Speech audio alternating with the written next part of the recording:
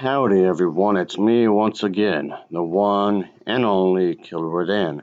So today, as you can see, I'm still continuing my Disney movie marathon where I'll be talking about the movies, obviously, the shows, I don't know, whatever the case may be, whether it's their merchandising or whatever. If it's related to Disney in any shape or form, then yes, obviously there's going to be a fairly decent chance that I'll be talking about it. So, I'm wow, just sick of this insanely stupid shit. Oh boy. This is gonna be the third and final part I'll be doing with this plugged in podcast thing, and it's just nonsense. This entire thing is just nonsense. I can just end it here, right this second. But of course, if I start something, I might as well just finish it, I guess. Because I'm a masochist like that, I suppose. Because so much bad shit, stupid, whatever. I still don't know how any of this relates to Frozen 2, but okay, some kind of cautionary tale. So let's get into it. It's so important to have those conversations with your children. And Paul, that brings up a great point. We know that kids today are spending an enormous amount of time engaged in screens of all kinds and really consuming media, whether it's videos, movies, music, television. We're living in an almost 24/7 media culture. And for that reason, I'm thankful that there are people out there who are really thinking about this and thinking about its significance for our culture, for our kids, for our parenting. And there's a new study. Oh, somebody, please think of the children. Think of the children. Please help the. What are you talking about, mate? Who's attacking who exactly? What about the culture? What about social media and all that jazz? What about what? Who's doing what? What to whom now? Uh, I mean, yes, you do need to watch the previous two parts of this video series, but even then, it's still this segment here still doesn't make any sense. Even then. The 2019 Common Sense Census, which is really hard to say, media use by tweens and teens. And this is a study that comes out every 5 years, and I know that Jonathan is pretty familiar with it. So, Jonathan, tell us a little bit about kind of the backstory on this and maybe some of the top line findings from this study this time around. What study are you talking about? Is it somehow relating to Disney being bad and Frozen 2 somehow is the proof of this? Like, what are you talking about? This makes no sense. Like, at all. Yeah, no, thanks, Adam. It is one of the key studies. As a matter of fact, when you hear anybody else. Again, what study? Where? Where is the study? I'm pretty sure it's bad research anyway to begin with. But still, somehow Disney's awful by doing something somehow. Talking about how much time young people spend soaking in entertainment media. Well, back in my day, we didn't have these contraptions called cell phone and abs. Abs? Is that how you say it? Will quote this study. The last one was in 2015. Now this one just came out. Oh, here's a big cup of who gives a shit. I mean, really? What does this have to do with anything? Yeah, kids nowadays, or even back then, might be consuming something too much, sure. But how is this related to Disney exactly? And another cool thing about it is it's really comprehensive. I mean, they study not only teenagers aged 12 through 18, but they also study tweens age 8 through 12. And when you add up all the time they're spending soaking in, watching you. I still don't know what any of you are talking about, but besides that, it's not Disney's responsibility to moderate what your kids are doing. It's you. You're the parent, not Disney. You're just making money. That's it. Videos, listening to music, watching Netflix, on social media. They actually add up all that time and they get a total of here's how much time teenagers spend. You're probably the type of parents to allow your child or children to be on Disney Plus or one of the Disney apps or whatever, like a lot of the day, and then blame someone else for not parenting right, even though it's your responsibility technically. Here's how much time tweens spend. And one of the shocking things is that number keeps going. I still don't see the correlation on how Disney's been bad, and somehow the proof here is Frozen 2. Well, what's the connection exactly? What? Up. For example, teenagers, the number back in 2015 of total amount of entertainment media time was Okay, people acted differently when it comes to socialization. Oh yeah, it's gonna be different compared to, like, let's say the early 2000s, the 2010s, and even nowadays. Yeah, of course it's gonna be different. Okay, what? So what? 8 hours and 55 minutes when you add up everything from screen time to listening to music to even reading books for entertainment. 8 hours and 55 minutes a day on average. Well, now this 2019 report reveals I still don't see what the problem is. It just comes off like y'all just missing the past. The past, the past, the past, the past. I want the past, the past, the past. I want the past back. That's how this comes off. What? that total for teenagers is actually up to 9 hours and 49 minutes a day of all entertainment media, of which Okay, and what does any of this have to do with Disney? Because um I'm waiting. 7 hours and 22 minutes a day is screen time. That's a lot of screen time, and especially in a climate right now. Okay, then do your parent job. It's not up to Disney, the cell phones, no Frozen 2, responsibility to do that for you. You have to do it. They're the kid. You're the adult. Where a lot of mental health experts are recommending no more than a few hours a day of digital media use. That's kind of shocking. And we're sitting there going, is Do you realize that there are people out there that actually made a good living off of social media, like YouTube or something, like those VTubers, what do you even call them? And yeah, what do you even call that? So yeah, there's a lot of people actually do that on here, on the site, or even on Twitch, on what have you. And you're not gonna bring that up at all, like in a good way. Okay. by chance why we're seeing this uptick in a lot of depression, anxiety, etc., when mental health experts are saying, hey, don't let your kids watch more than a couple hours a day, but yet Also, I think, okay, not a thing, I do know it's mighty hypocritical of you guys to use social media to complain about social media being misused. And you're using that quite a bit. It doesn't take a while to edit these stuff. here this report showing us, they're at about 7.5 hours a day of screen time, almost 10 hours a day of total entertainment media time. So this is a report. 8 hours, 9 hours, 10 hours. Which is it? Okay, this entire thing is extremely vague. I still don't see the connection to Frozen 2 and Disney somehow, but okay. What? Worth paying attention to. Well, and I think at Plugged In, we spend a lot of time thinking about this. And so I want to kind of unpack the so what here, because It's bad. It's bad. It's bad. It's bad. It's bad. It's bad. It's bad. It's bad. It's bad. It's bad. That's what I'm hearing. You keep repeating yourself. It's bad. It's bad. It's bad. It's bad. It's bad. It's bad. It's bad. It's bad. It's bad. It's okay. Stop hammering it in. Jesus goddamn Christ. I'm kind of a nerdy wonk. And so I want to kind of unpack the so what, because I think for most of us, the statistics are. What statistics? Most of us? Who are you referring to? Not I. I'm not going to be on the computer or cell phone like almost a good chunk of the day doing that. You don't know me. I'm mysterious like that. And somehow over 100 years old, I'm still doing well. Kind of shocking.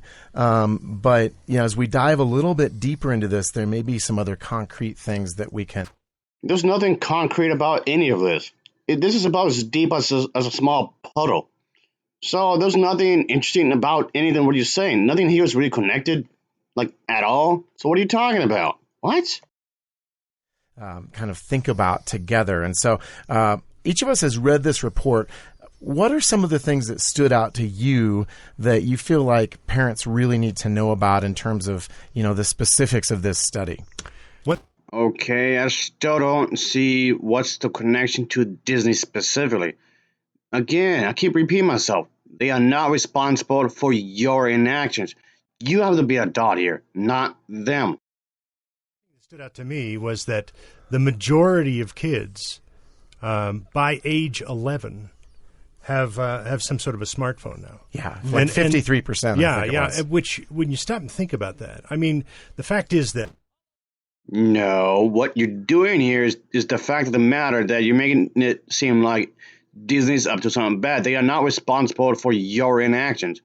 It's you that have to do the parent. I just said this. What the hell? Smartphones haven't been around all that long, but in just a very short period of time, we've gotten to the point where parents are very open and okay with kids having their own smartphone, toting them around by, when they're... There hasn't been any research that's been conducted on anything. You're just on this some vague assumption that some article somewhere, somehow, in some method proves that this is somehow bad. What are you talking about? 10, 11 years old. Well, I think it's almost become something that a lot of kids feel like they need to have in order to feel like part of society. I think that it becomes almost a requirement that they have that, What article are you guys referring to? What studies? What anything? Why is any of this happening? Like, why do you have a grudge against Stacey for what specific purpose? Because media somehow? All my friends have phones. Exactly. Yeah. Well, Exactly. Jonathan, you and I were having a conversation. My son just turned 13. Mind you, in the first part of this video series, this entire thing, this entire shebang here, started just because of the fact that somebody's daughter had the song Let It Go playing on loop. That's what this entire thing is about. This right here. And we have held the line, and he has had all my friends have phones. And I'm like, and if all your friends jumped off a cliff. And you're basing this entire thing, well, all of you, basing this entire thing because somebody's daughter is annoying. Because you play that one song, Let It Go, again and again and again. How's it the movie's fault? How is it anybody's fault other than your own? Would you jump off a cliff? Now, there's an old school. I know, right? I know. And Henry's like, no, but that's stupid. I mean, where we're at is... How can you build an entire argument here on this podcast just to talk trash about media, at least the consumption of media, because of the fact that she played Let It Go too many times?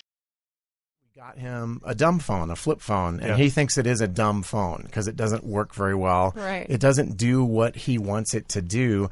And lately he's been like, yesterday he was down after school. I'm like, Henry, what's going on? He's like, well... Okay, as if it wasn't obvious enough, these individuals are just making this whole thing up just so the one guy won't look stupid. Just because of the fact, yes, it's nonsensical to be complaining someone about this small. All of my friends are mocking me because I have a flip phone. And so, Jonathan, you and I had a conversation a while back, but just talking about the reality of how much do we balance. I still don't understand what's the connection to the song Let It Go. Any song could get annoying even if it's good.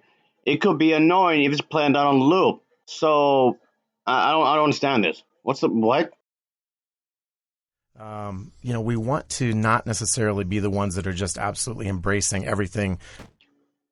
So let me get this straight. You're telling me that the Disney Corporation is somehow evil just because of the fact that the song is playing on loop at one time? What? Culture does, but the validity of the fact that even though we're trying to make good decisions, is it making him a social pariah? And as parents, that's where we're at today, is trying to navigate this crazy world of, I highly doubt that the kids at a young age could understand the context of the song Let It Go. They just hear a catchy tune and that's enough for them. Yeah, that's it. It's not the best argument, but maybe there's some validity to it. Yeah, no, I think that there really is. It's a really difficult place that I think parents are in right now to try to balance this out.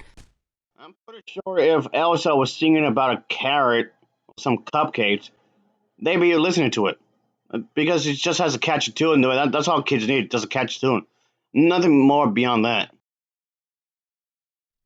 I think that you're dealing with a lot of societal pressures, and you're dealing with a society that embraces screens. We love our screens. And I'm not just talking about kids and teens. I mean, I think look at that song Ice Ice Baby from Vanilla Ice. That's a terrible song. It's one of the worst songs out there.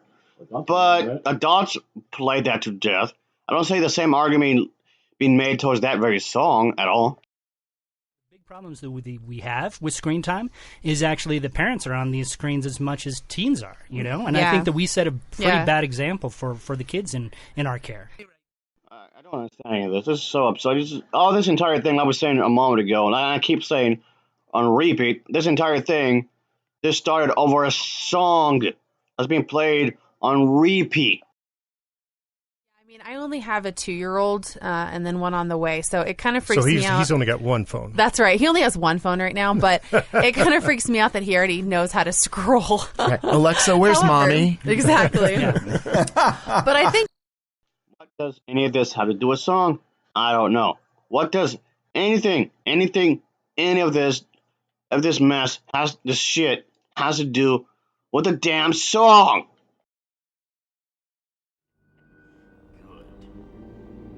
Use your aggressive feelings, boy. Let the hate flow through you. I think instead of having this, fear culture about it, like they're going to ruin our kids. I remember as a teenager, I didn't get a phone until I was 17. And look how you turned out. I know, just the shining example. But I think... Wait, what? Fear culture? What are we doing now? I'm confused. And what? Why do we keep bringing random shit up into this conversation? That's all we're doing is bring random shit up. I listened to a ton of music, and what I found interesting in this study is that it kind of combined everything, like you were saying, like music and books and all this stuff. And so when I wasn't doing homework or at school, who's going to be doing homework in their free time? Nobody. So what the hell are any of you talking about? If anything, if anyone is doing anything like that, bring out fear, it's you. You're doing that. What does this have to do with the song? Explain. You want to have like the fun thing that brings people together, and technology can be unifying. It doesn't have to be isolating, I think, as I think I'm gonna vomit because this is giving me such a headache due to its stupid. I want to vomit like right now. Oh my god, I'm gonna throw up. It's so stupid. My head hurts. It's probably our job. Like, how do we make this something that can be communal instead of, isolating?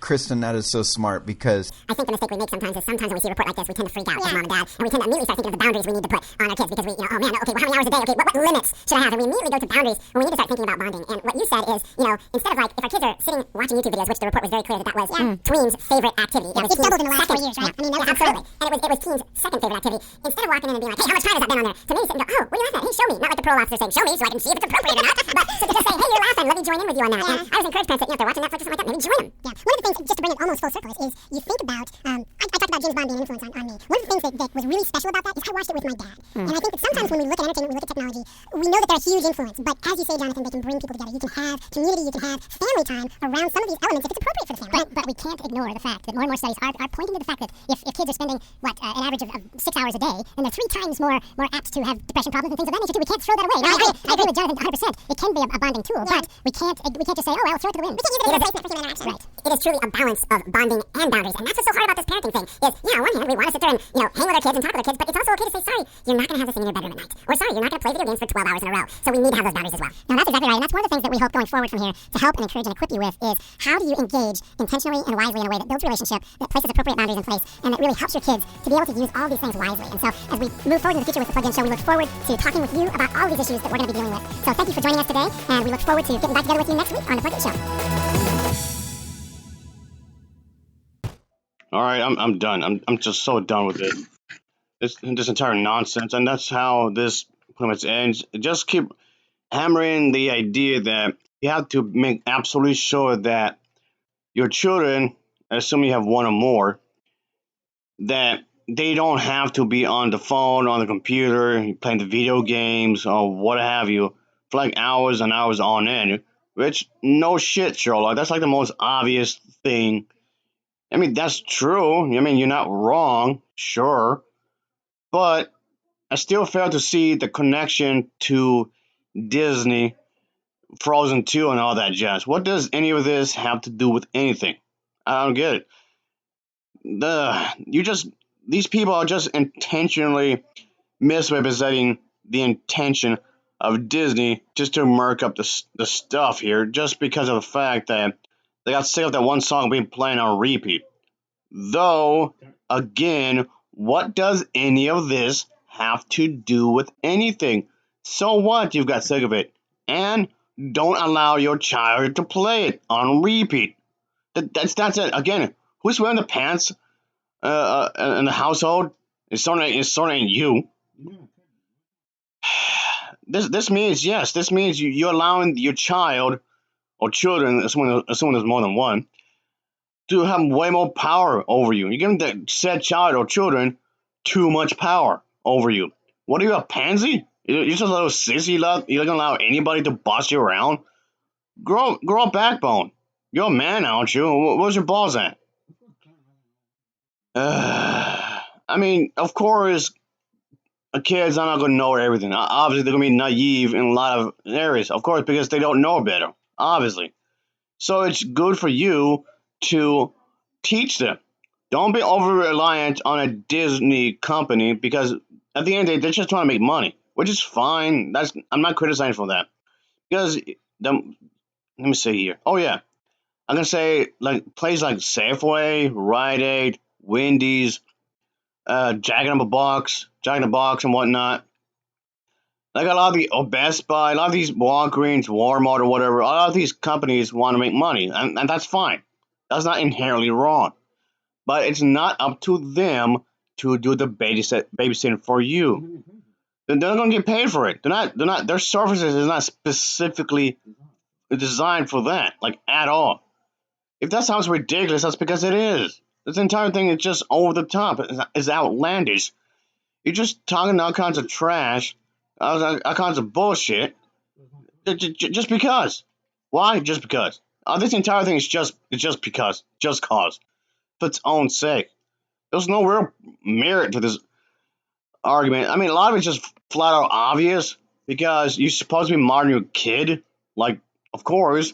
And if you can play a song too many times, of course it's going to get annoying. Of course it would. Obviously. That's like really obvious, like we were saying a moment ago. But again, what's the connection really? I have no idea how anything is relevant to anything. Christ, this is stupid. Okay, I don't understand this anyway. How you can't even follow your own advice. You can't even follow your own advice. You should be listening to yourself because you're not doing that. You're not following up on your own advice. Shouldn't you be listening to that? To your own advice, I mean, you're allowing your child or children to do what they want, and it just doesn't make sense, like at all. I don't know.